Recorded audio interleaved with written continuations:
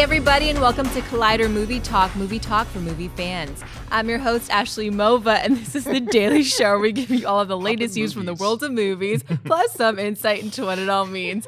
Joining us as always is John Campea. Well, greetings and salutations, everybody. Welcome to the best damn movie-related show on the planet Earth, coming to you from right here at the Collider Video Studios here in Burbank, California. Hairstyles are changing. It's hot outside. We're hawking loogies. It's almost fall. Fall is coming. One of those days. Also, here's John Schnapp. What's going on? I just got back from Portland. Beautiful Yes. Portland. Thanks for coming out to the Rose City, all you movie talk fans. It was great to see everybody. I had a great time. Now I'm back in L.A. Also, here's Mark Ellis. Okay, Portland checklist. Did you do these two things? Did you go to Pine State Biscuits? I don't know what that is. Oh my Did you go to gosh. Lardo? Walked past it. I don't eat meat. I mean, yeah. I went to Dots. Dots is awesome. It's funny because you were gone on Friday, and I think the rest of us in here, we went to lunch to this great barbecue place called the Hollywood Way. And we're like, oh, it's too bad Schnapp can't be. Wait, no, Schnapp can't. Hey, I went to mention- Dante's, which is like basically hell in Portland. It's an awesome bar. That place was great. There's flames right outside of the door. Can we? I That should have worked. asked you this off camera. Can we? I don't know how locked things are at this point. Can we talk about Kamikaze? Should we not? Oh yet? yeah, no, totally. Should we Yeah. talk about Kamikaze? Yeah. Are we locked like for the first? It's locked. It's gonna happen. Hey guys, Yeah. woo! We haven't talked about this. I shouldn't even be saying anything. Okay, so apparently, if you were going to be in Los Angeles at Stan Lee's Kamikaze, which is coming up here, it's Yeah. at the LA Convention Center, right? Yeah, it's October 30th to November 1st. Right, So and the Friday, Saturday, Sunday. We are going to be doing a movie talk panel at Stan Lee's Kamikaze on the Sunday, first on yeah. the Sunday. So if you're going to be in LA, you're going to be at Kamikaze, come on down and join us there. I think Schnepp's going to do like a little song and dance. That's right. I've been working on my Young Frankenstein bit. Mark's going to work out his 2-hour stand-up bit. I might do some stand-up. I also might still be wearing my Halloween costume from the night before. I'm locking it down with my nonfiction girlfriend as to what I'm going to be. So I'm going to be something. Sinead's going to be giving tutorial tips on hairstyling. That's right. It's going to be really cool. Ashley, you're going to be there, right? Of course I'm going to Hell be yeah. there. All Be right. there, be square. All right, it's Monday, which means it's time for our weekly box office report brought to you by our friends at AMC Theaters. Coming in the number one spot this week is the new film Maze Runner, The Scorched Trials, making $30.3 million on its opening weekend. Coming in the number two spot is the new Johnny Depp film Black Mass, bringing in $23.3 million. In the number three position, dropping just one spot from last week, is the Blumhouse film The Visit, making $11.3 million.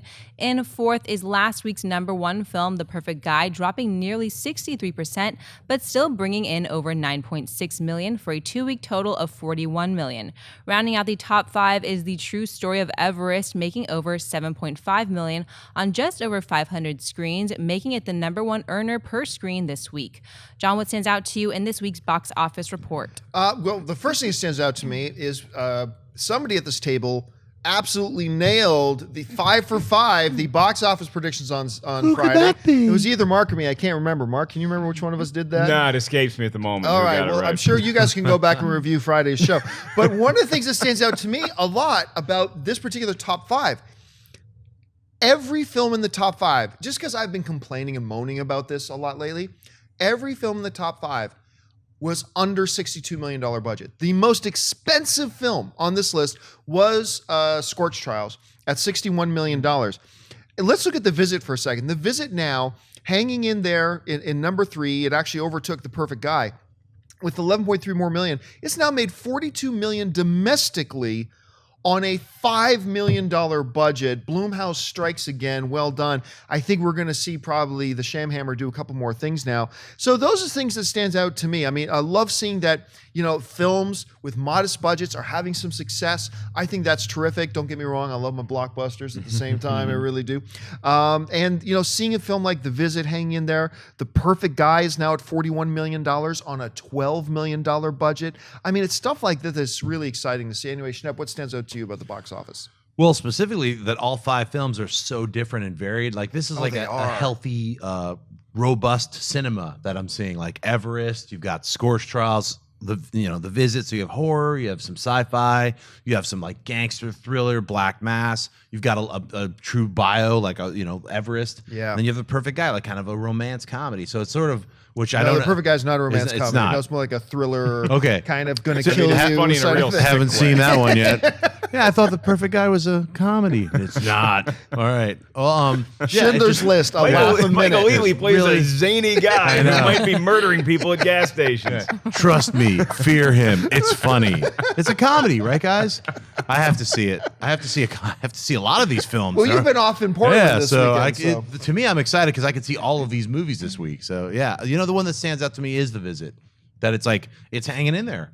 Yeah, I honestly thought it would like rocket the first weekend and then like disappear, but word of mouth has traveled and people are like, see that woman pour the stuff on her head, whatever it is. See grandma go freaky with the clam chowder. That's got to be it. That's another one of your romantic comedies. Is The Visit. Yeah, that's one of my dreams. I didn't see the Scorch Trials, but I'm glad it was number one because they wasted half of the previous movie setting up the fact that hey, we got another we got another Maze Runner coming out. Go see it. So good. I'm glad that you got your number one at the box office. I thought Black Mass might have enough muscle to overtake it because Johnny Depp's performance and Joel Edgerton's performance were getting such rave reviews that maybe it could bounce it, but I understand everybody in the young adult genre wanted to go see Maze Runner. I get it. Everest is the standout to me because that was on 500 screens in IMAX, and it still is a top 5 movie at the nationwide box office. That's pretty impressive. I'm very interested to see what Everest does from here when it expands to theaters that are non-IMAX. Do people still want to go see this story because it's about Everest and you feel like you're on top of the mountain, or is it just an IMAX thing that's going to come and go pretty quickly? We'll have to wait until next week when we have a lot of good competition. Now, this is something that is interesting.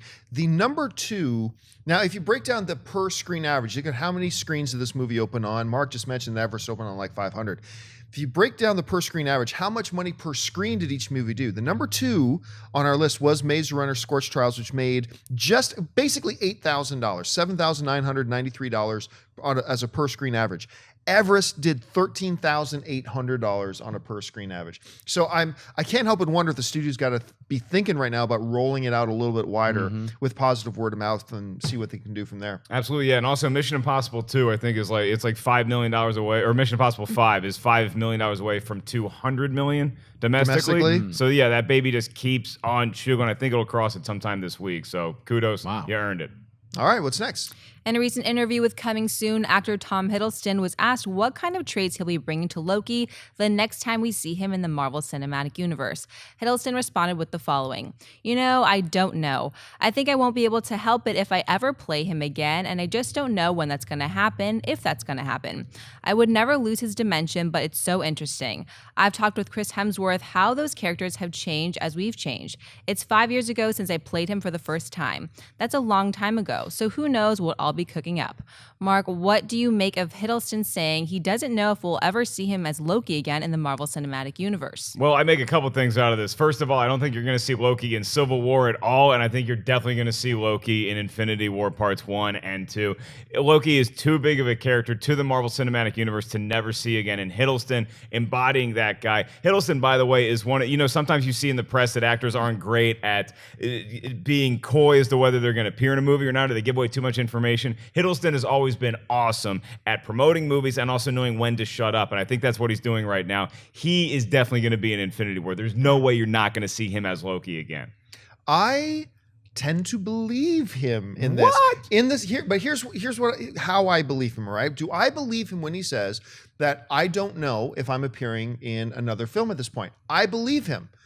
However, I also believe what is true is that in the back of his head, of course they're going to have me back, but I do believe that Kevin Feige has not sat down with him yet to say, we are going to put you in. You mentioned Avengers, Infinity War 1 and 2. I'm 50-50 if he appears in that. I am 100% sure he appears in Thor Ragnarok, though. I mean, Thor just works best when he's got Loki. That's when Thor, I love Thor in Age of Ultron and stuff like that. But when Thor is playing off Loki, I think is when Thor is at his best. So while I believe that his agent is not sent down yet with Kevin Feige or Marvel's agents to sign the ink or formalize or finalize which film he's going to appear in, I believe him when he says that. But Loki is the only Marvel cinematic villain so far that has really worked, that people really attach themselves to and look forward to seeing on screen. Red Skull was actually pretty damn good too. I would love to see him back as well. But Loki is such a great character because he is not just mustache twirling evil. I mean, I love when we've seen Loki on screen because he is a torn individual. There's parts of him, like when you look at his motivation in the first one, he just wanted to get his father's approval. I mean, he loves his parents. You saw that in the second Thor movie as well. He truly loves his mother. He's anguished over her death and all that kind of stuff. And there's parts of him, you see him as Thor tries to appeal to his better nature sometimes. And I love the way Hiddleston plays this.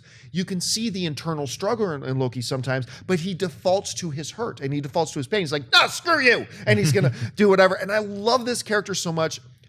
Whether he's in those new Avengers movies, I'm not sure yet, but I'll be shocked if he's not in Ragnarok. Anyway, Schnepp, what do you think? Yeah, he has to be in Ragnarok because it ended, if you didn't see Dark World yet, I'm going to spoil it for you. Anyway, I won't say the spoiler, but the ending has Loki in it. So Loki didn't die, so that's a spoiler, but you should have seen Dark World by now. It's like 6 years ago or something. Get on it. Sweaties, what is it? It's like, don't be angry if you're like, Loki's alive. The way it ends, they have to resolve that. Yes, they do. They have to resolve that. So if they're making Thor Ragnarok, Loki is in it because he wasn't in Age of Ultron. So then Thor's like, I got to go skimp off and deal with stuff at Asgard. That's what he's talking about. He's got to do, figure out what the gemstone dream is.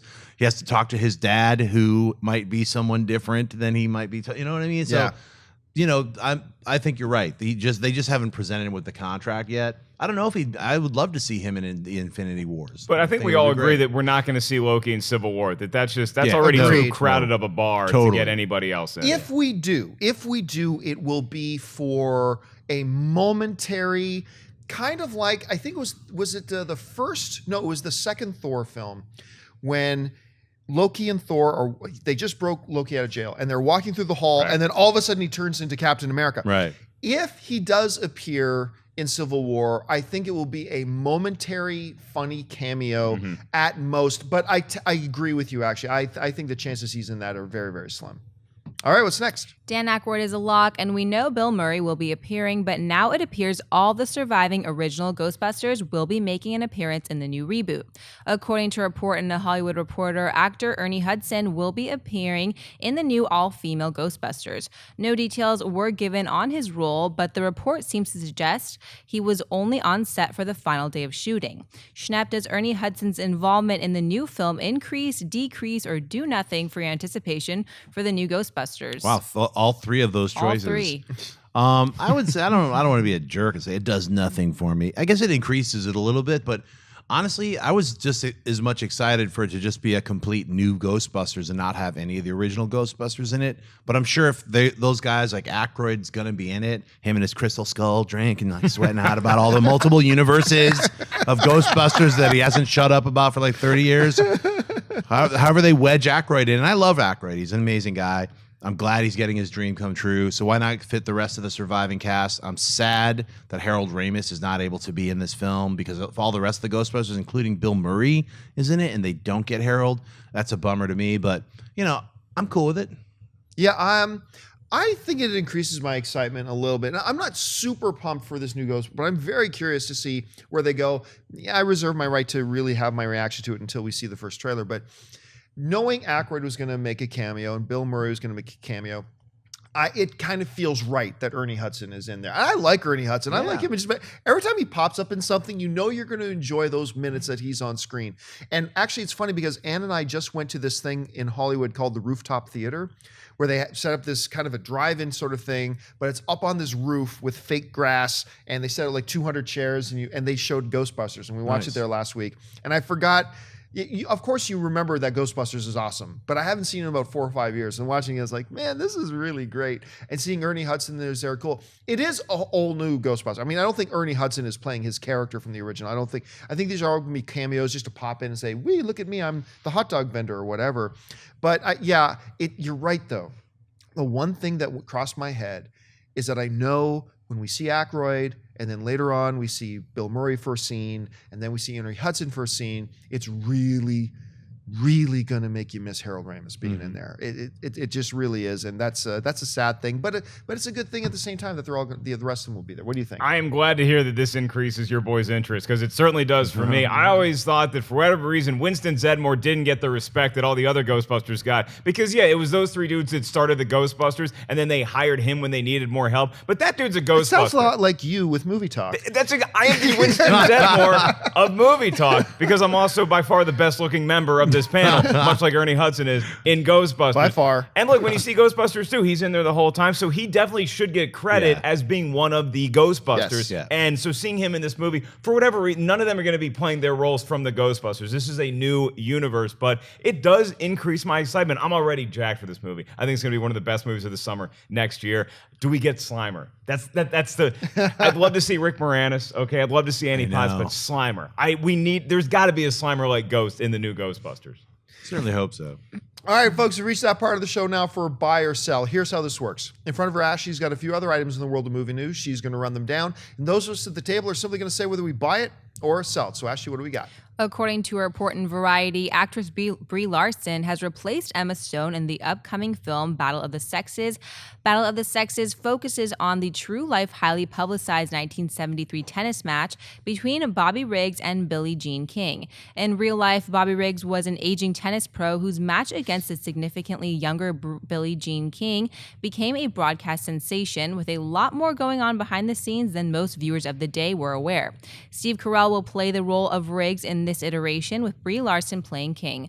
John, buy or sell Brie Larson joining Battle of the Sexes? Totally buy it. Totally buy it. Now, don't get me wrong. I am a big fan of Emma Stone. I think she is just an evolving, amazing talent.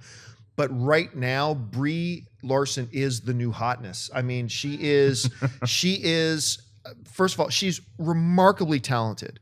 Everything we've seen her in so far, and there's she's done a couple things that you haven't seen. I'm fairly certain there's some independent things she's done where she will just blow you away. She is incredible, and she is going to be a major name for a long time to come. Seeing her play off of Steve Carell, I think, is amazing. And while I was totally stoked when I heard that Emma Stone was going to be in it, and I was bummed to hear she was leaving, but then hearing Brie Larson's hey, sounds good to me. Now, what's interesting here, so for me, this is a buy. What is interesting, though, is that this is much like the Lance Armstrong situation, the Boston bombing situation. We have 3 different studios making 3 different movies on the Billie Jean King and Bobby Riggs match. So we've got this one, Battle of the Sexes, once again with Steve Carell and now Brie Larson. We've got Matchmaker, which is going to star Will Ferrell as Riggs, and I don't think they've got their Billie Jean King for that one yet. And then we've got Proof, which is going to star Paul Giamatti as Bobby Riggs and Elizabeth Banks, another one of my absolute favorites. Elizabeth Banks as Billie Jean King. So there are 3 versions of this movie coming out, folks. So you're going to have your plethora to pick from. But as far as just Brie Larson joining this film goes, for me, it's a buy. Mark? Brie Larson, it's a huge buy for me. I was trying to think of her with the Billie Jean King glasses, and then I realized that you could put those glasses on anybody and they would look like Billie Jean King. Like, she's so synonymous with those glasses that I think her or Emma Stone would have been great fits. Brie Larson, I'll echo John's sentiment. She's a phenomenal talent, so I'm excited to see her play off Steve Carell, who we saw with Foxcatcher can do a lot more than we saw from The Daily Show, or The Office. Steve Carell is going to nail the character of Bobby Riggs. It's going to be great. But 3 movies is now the big news today. It's like that's simply too many movies about this. But while I say that, I'm intrigued with the casting in each one of those films. Yeah. Like Giamatti and Elizabeth Banks as Billie Jean King. Every one of these movies, I think it's too many, but I'm intrigued to see all of them.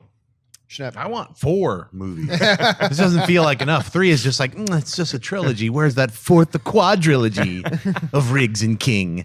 I want to see, and I also want all 3 of these movies to open on the opening same date. That we were would be talking awesome. about that Same day, earlier. that would be We're like, like- let's head to head. Let's make them fight. It's a contest.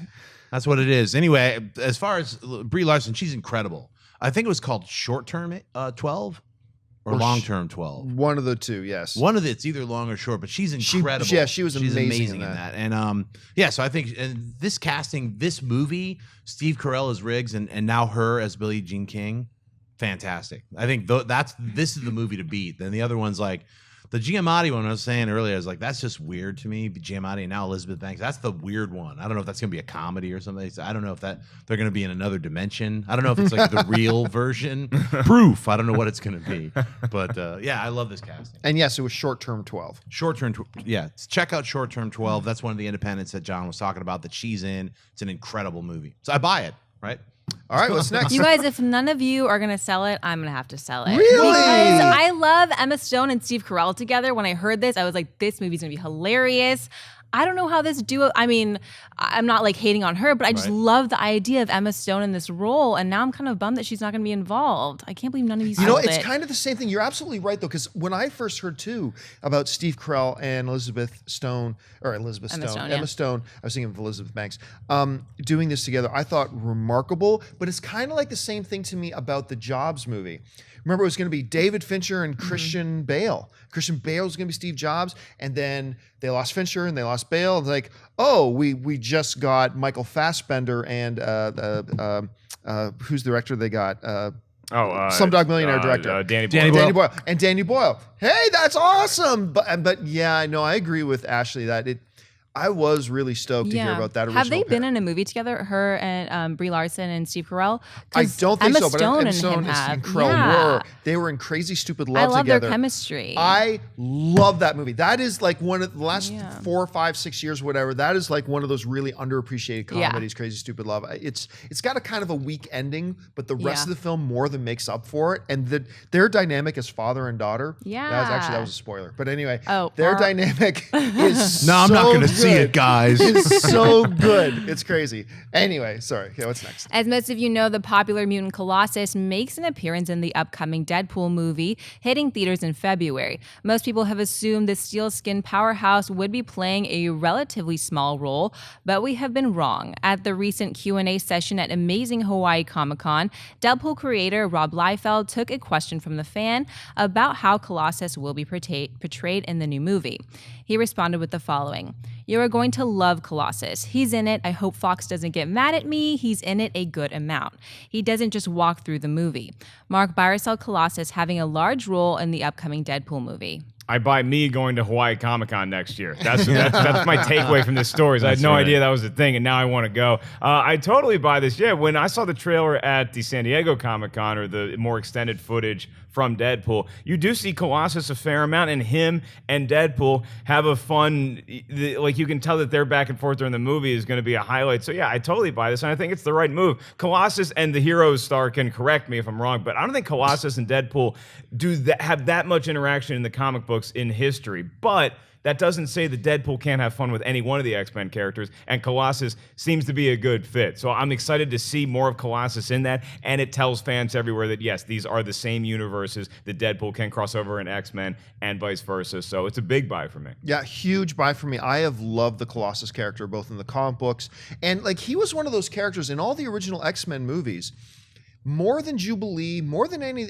the other. I always heard more fan reaction and fan requests when they started showing Colossus in those movies. And he'd always only be in there for just a moment or two, and that's the guy people wanted to see more of. I think they heard that message, and when they were trying to decide what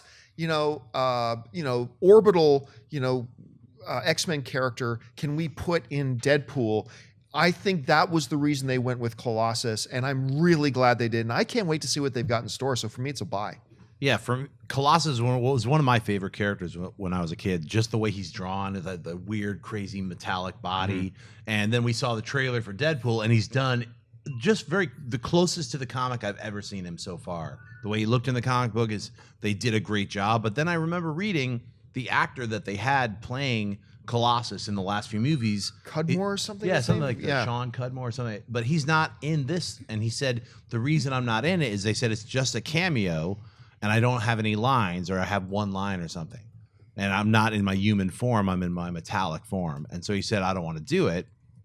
And now I'm hearing from Liefeld that he's in it more than a cameo. I don't buy it. I'm selling this because I don't buy what Liefeld's preaching. I think what we saw in the trailer is that scene. Granted, it's not a cameo like Colossus, like, hey kids, and he's in the movie. Don't do drugs. Yeah, it's not a cameo, but it's also not like he's like hanging out with Deadpool. It's like that one scene is, I think, all we get with Colossus. But it's an entire scene where Deadpool has to fight Colossus. So I think it's a full scene. So you don't think we're going to see Colossus in all 3 acts of the movie? Nope. All right. Okay, folks, we've reached that part of the show now for Mailbag. Listen, if you've got a topic or a question you'd like us to address in the show, just mail your questions into us at collidervideo@gmail.com. Send it on in and see if your question gets on our show. So, Ashley, what do we have in the mailbag today? Mark Graves writes, my question is, would you consider doing a missed movie section of your show once a week, probably Tuesdays, where you do a quick see it / not worth a buck recommendation for movies that are newly available to rent? You know, it's really funny you bring that up. Just last week, we had like an all staff meeting, and we were talking about some new things we want to try and do. And one of the things, I can't remember if it was you or Ray or somebody brought it up, the idea of, well, new DVDs and Blu-rays come out on Tuesdays. What if we did a little segment on Tuesdays to talk about the new Blu-rays that are coming out and whether now it's your second chance to go see it or not? I think you mentioned second chance in the email too. And we were talking about that exact thing. And yes, we are going to be giving that a shot and talking about that on Tuesdays moving forward. And I'm kind of excited about it. Now, whether it sucks or is great, I don't know. If it sucks, we'll stop it after a couple of weeks. If it's great, we'll keep doing it. But I'm excited to try it. Hey, Mark, what do you think about It'd be funny if it sucks and you actually killed it during the first segment. Like, you know what? I don't like the way this is going. Let's move on. Ellison Shepherd is fighting about Universal Soldier. That movie just came out 20 years ago. No, this is not the way to do it. Yeah, let's do it. I love talking about this. And look, a lot of times you guys can't get to the movies and see them for free like us lucky people up here do. So it's our job to tell you what to go see in the theater. But if you didn't want to pay money to see in the theater, is it worth to spend a couple bucks on it at Redbox or Netflix? And so I hope we're providing a service. Yeah, I mean, I like the idea because that's what you hear a lot of people. I'll wait till it's on Netflix. You know what I mean? Like they don't want to see it in the theater because they don't have that feeling. But then imagine you missed out. So I feel like that'll be cool. Like it'll be the releases that come out, or that could be the triple dip where people are like, now it's on Blu-ray. It's been out for 30 years. Is it worth it? You know? So I'm all down with it. I think it's a good idea. Yeah, and actually, kind of going on to what Mark was saying. You remember back in the days when this show used to be AMC Movie Talk? Mm-hmm. Those are good days for me in the sense that I used to get into all my movies for free. That doesn't happen for me anymore. Shock and awe. What do you mean my AMC staff card no longer works at this location? I keep swiping it. I keep swiping it, but It's the security. We have a situation. Campea's back again. Security. Yeah. So if you might remember, maybe about 2 weeks ago, we talked about that Movie Pass thing.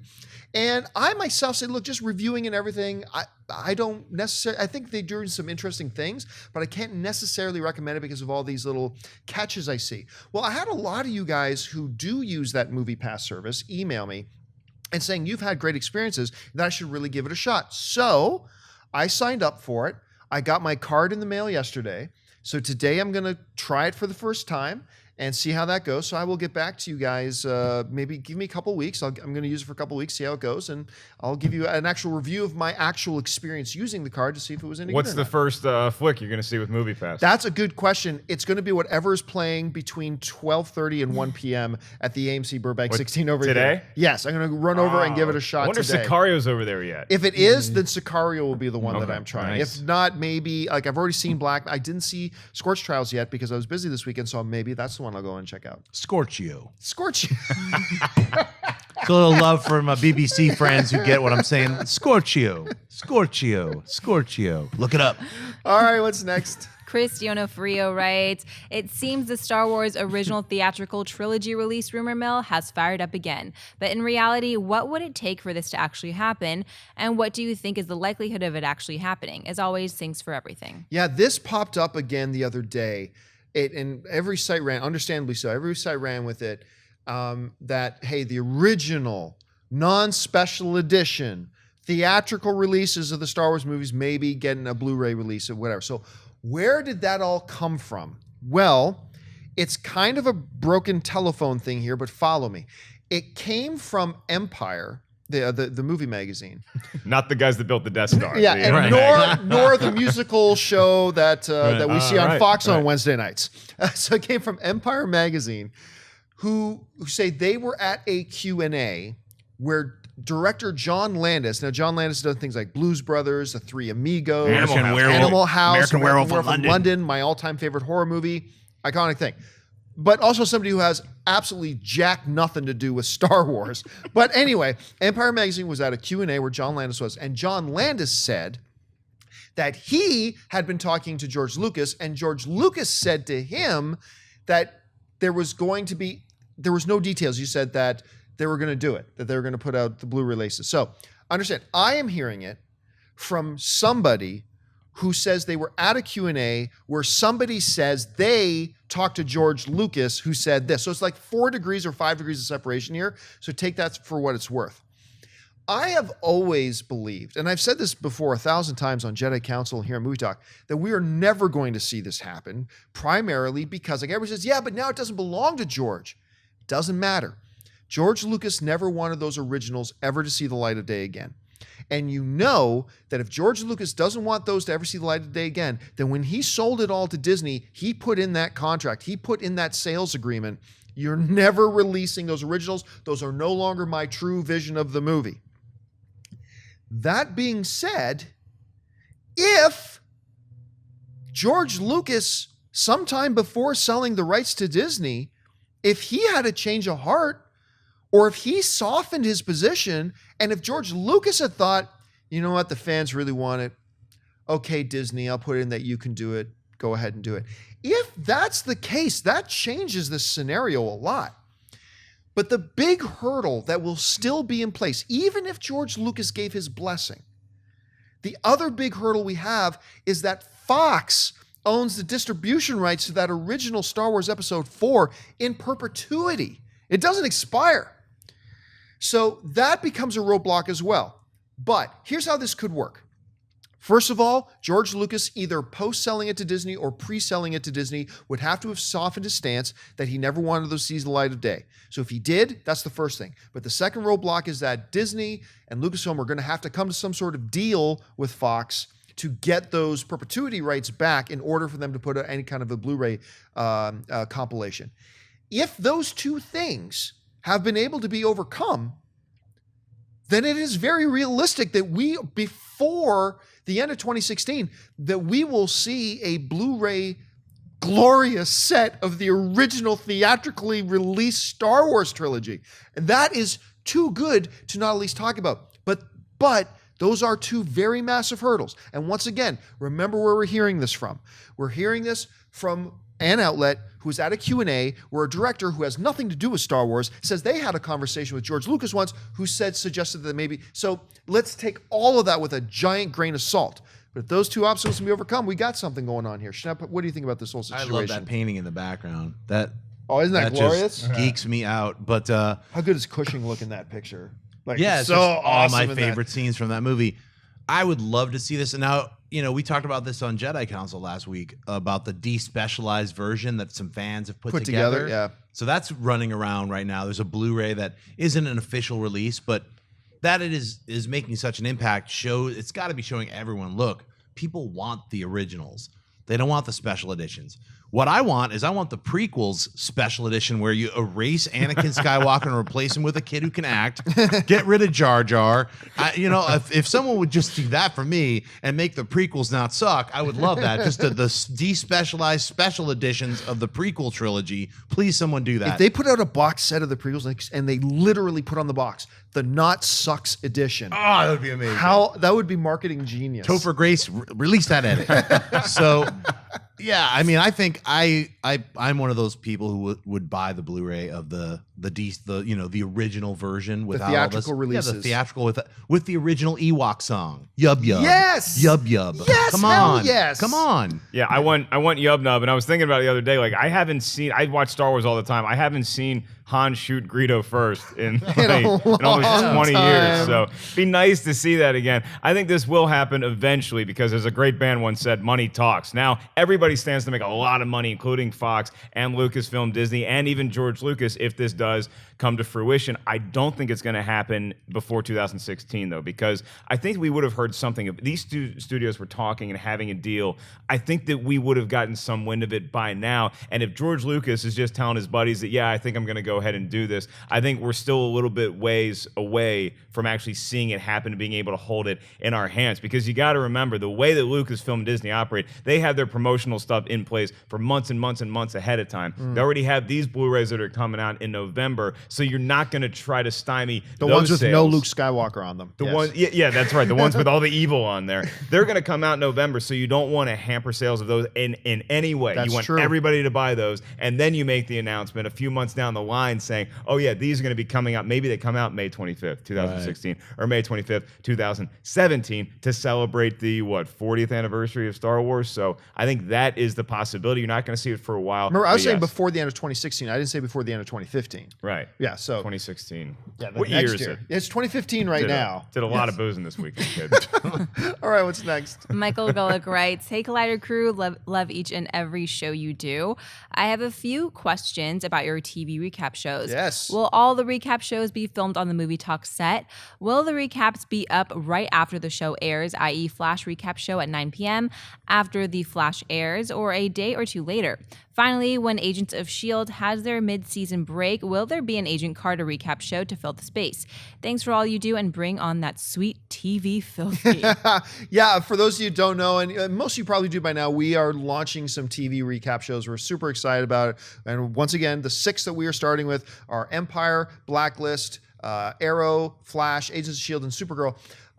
And yes, they will be airing after the same night that the new episodes air. So if there's a new episode of Empire on Wednesday night, then sometime after that episode's airs, we will have our Empire recap episode up and online that night. Whether it'll be right up at 9 o'clock or not, we're playing with the idea of maybe doing that show live. Not sure yet. Don't hold me to anything.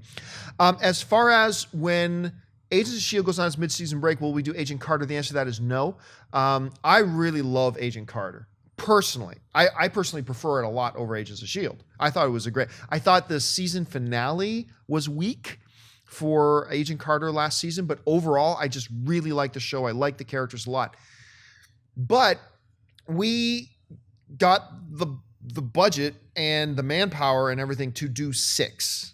And so we're only doing 6. Now, once we have a chance to see if you guys like these shows and if you guys are tuning in and watching them and we get big numbers, then we may expand that. So who knows? Like if we start getting a lot of people watching all these after shows, that maybe by the time Agent Carter rolls around, maybe we look at it. I don't know. But for right now, we're just going to do the 6. That's the plan. Evaluate and then maybe expand from there. Maybe someday you'll see us doing 12, 18, 24 recap shows. For now, it's just 6. And maybe the plans can change depending on what, how good or bad we do at these things, how good or bad the numbers are. We're going to evaluate it and see how we go. So that's why look, when it comes to all this new stuff that we do, the key to all this is we are not afraid to fail. I'm not afraid of trying something and having it not work. That lets us try things.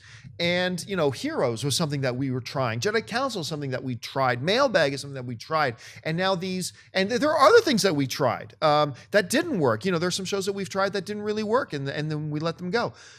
And that's what these recap shows are. I really believe in them. I'm super excited about them. I cannot wait to get these things rolling full steam. We had our first episode of our pre-season special of our Empire recap show. I loved it. I thought it was great.